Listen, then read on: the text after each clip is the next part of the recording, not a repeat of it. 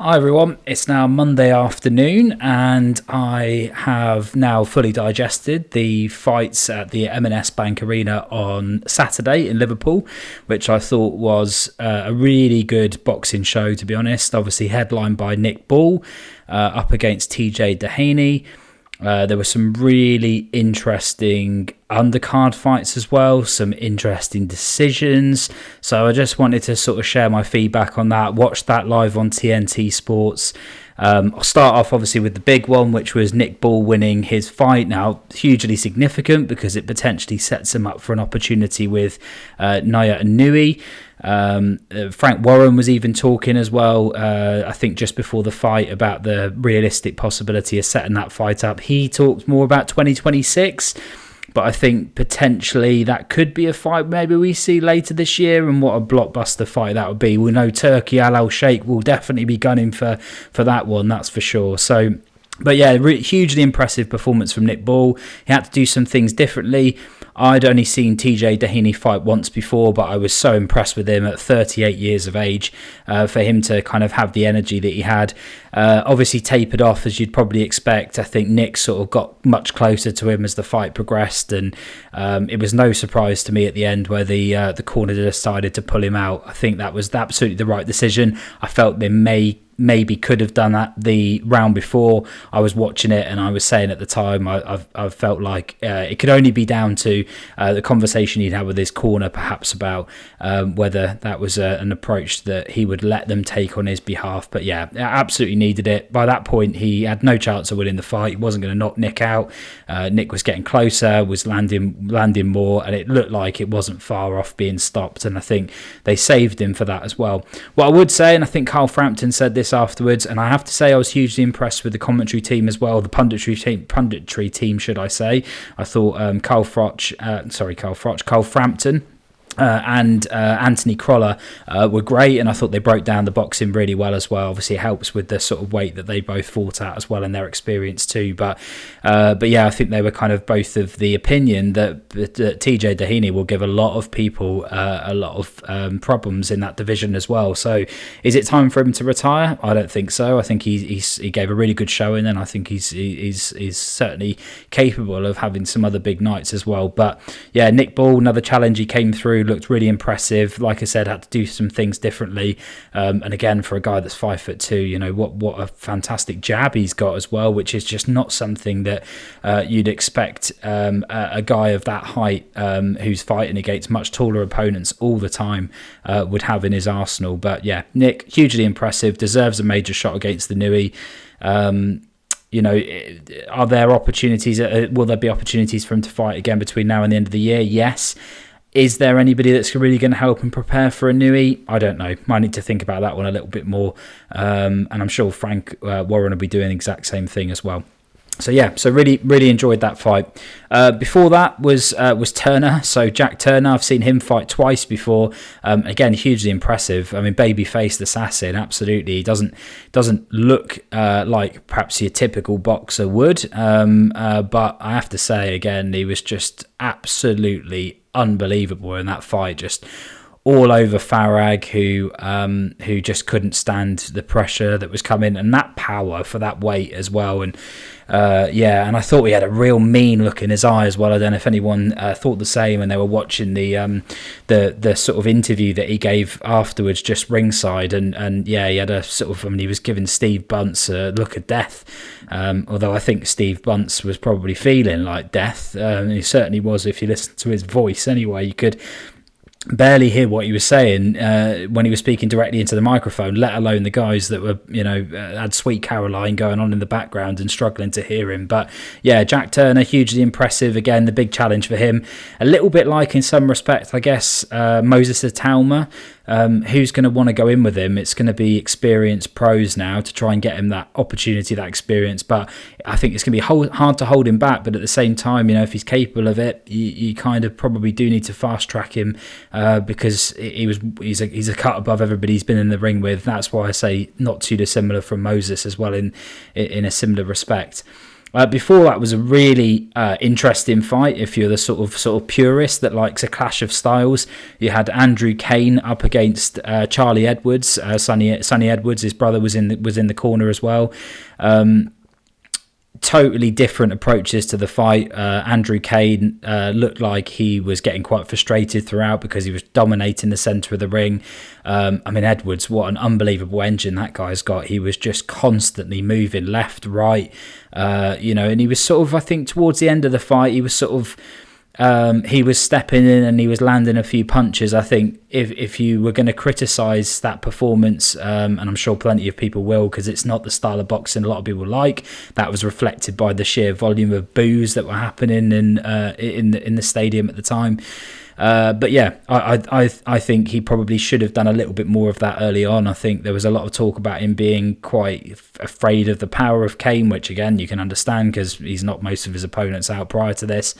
But yeah, that was maybe tactically not quite the right approach. The corner seemed really happy with his performance at the end of it, so I'm not. But then at the same time, they didn't seem outraged by the decision, so I'm not sure if they kind of expected it would be a bit of a 50-50 and it was going to be which way the judge would see it. There's a lot of talk about this. I actually scored Edwards. I gave him the win quite comfortably, to be honest, although my fiance felt totally different than me. She thought Andrew Cain won it by a couple of points, which in the end, if you look at the judges' scorecards, that was how they saw it too. So yeah, I can totally understand the desire for people to see sort of attacking fights and fighters coming forward.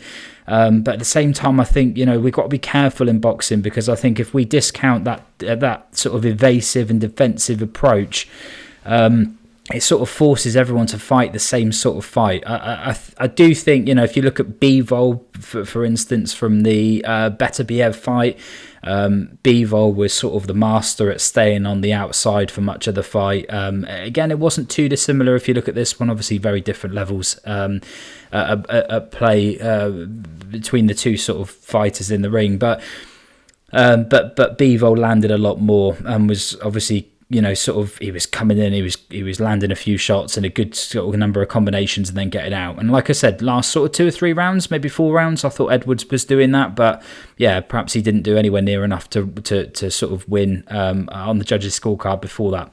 One thing I would say is I was a bit disappointed with Cain. I thought he didn't do enough to cut off the ring from my point of view. He sort of just, he did the same circular motion as Edwards, but just sort of obviously a smaller area or radius. Just because he had the centre of the ring, but I felt like, yeah, maybe there was a bit more that he could have done. But I guess frustrating from his point of view, because he went in with a tactic and a game plan, and Edwards stopped him from executing that. So quite rightly, it was quite a close fight on the judges' scorecards. But yeah, I would have probably given it, maybe to Edwards. But then I'm sure a lot of people will criticise me for that because he didn't really throw many punches. A couple of other fighters to discuss before that. So Herrera, the Cuban Scouse, I think I don't know if they introduced him as that, but they certainly referred to him as that in the commentary.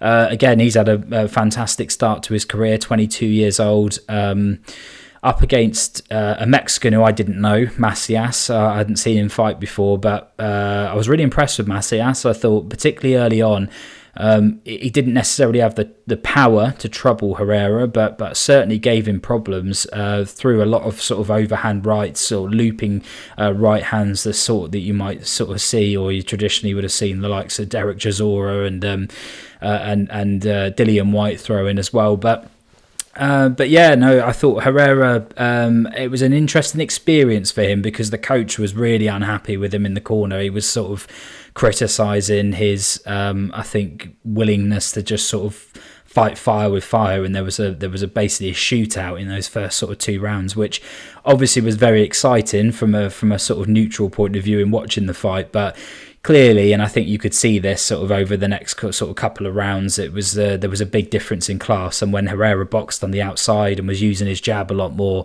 there was a big improvement in his ability to dominate the fight. So you can certainly see why the coach was saying that to him.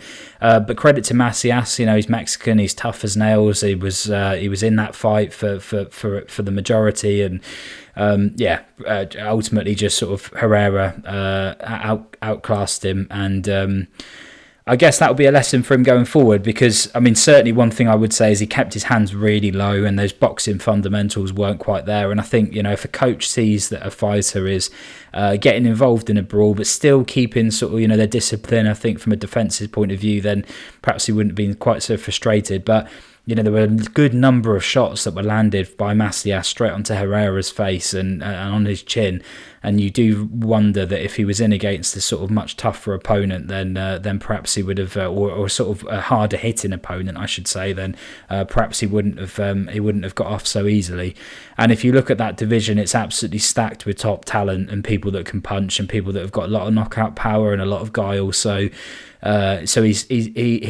he looks very good. He's got lots of potential. There's no doubt about that. But he probably needs more fights like that one that he just had against Macias, and maybe a sort of slight step up perhaps in the punching power of the opponent, just to keep him fully switched on. And until he's at the point where he's fully switched on, then he's able to box on the outside and utilise all of his skills, then he's definitely not ready for kind of pushing up into to some of the sort of top fighters in that division. And then finally, there was another interesting one, I guess, sort of slightly similar to the Cain and Edwards one. There was Boluta, the Romanian guy. He was up against Brad Strand, who's obviously another Scouser. So again, it was really good to see so many Liverpool fighters on a Liverpool card. That's really good, really positive. So that was an interesting one. I think it was probably a little bit less cut and dry in terms of the two styles perhaps that we saw with the Cain fight, but at the same time there was two slightly different styles at play. There was Boluta, who was just like a bundle of energy, throwing a huge number of shots and sort of throwing himself really into the opponent, whereas Strand was trying to box on the outside. And of course, for those of you that would have seen the result, Boluta got the victory. And it was interesting because Boluta, I believe, was the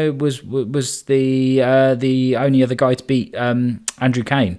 So there was obviously a bit of familiarity there as well in terms of some of the kind of boxers on the card. So, but yeah, Boluta I thought was really good.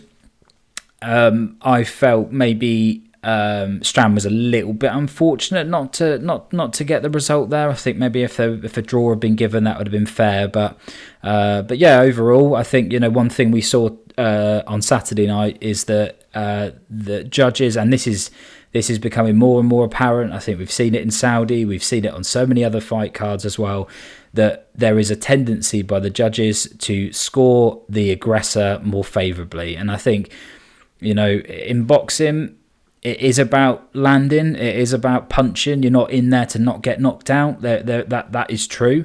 But at the same time, it's also about not getting hit at the same time. So it is definitely a balance of those two things. I think, like I said, it was really pleasing for me, for instance, to see Bivol win that second fight, because, you know, Bivol was to some extent the defensive fighter, the one that was fighting on the outside in that one. But like I was saying when I was reflecting on the Edwards victory, the Cain victory against Edwards, Bivol threw a lot of punches as well, threw a significant number of punches, and his accuracy was there, and it was in combinations as well, so really eye-catching for the judges. So yeah, if there's a lesson out there for those of the guys that want to box on the outside, it's that if you're not active enough, if you're not throwing enough punches, the judges will not favour you, and they will go for the aggressor, even if the aggressor hasn't thrown as many punches. Just the sheer fact that he's dominated the centre of the ring and he wants to sort of chase the opponent down and he's trying to make a fight out of it will often mean that they are scored more favourably. So yeah, really interesting, great night of boxing, really enjoyed it, especially after the week before as well in Brighton. I thought that was a really good show as well. So yeah, looking forward to some more good fights over the next few weeks. Thanks everyone for tuning in. And join me again on Saturday morning for a review of preview of the Premier League fixtures that weekend. I might also be putting out a video at some point later this week as well, just to talk about the Six Nations results, because I talked about that as well on Saturday morning when that one came out, and also reflecting on my correct prediction of the Carabao Cup final, which I did think Newcastle were going to win, and of course they did, and it was a fantastic victory for them. So there'll probably be another video about that one prior to the one on Saturday, but join me for that one next Saturday, and see you soon.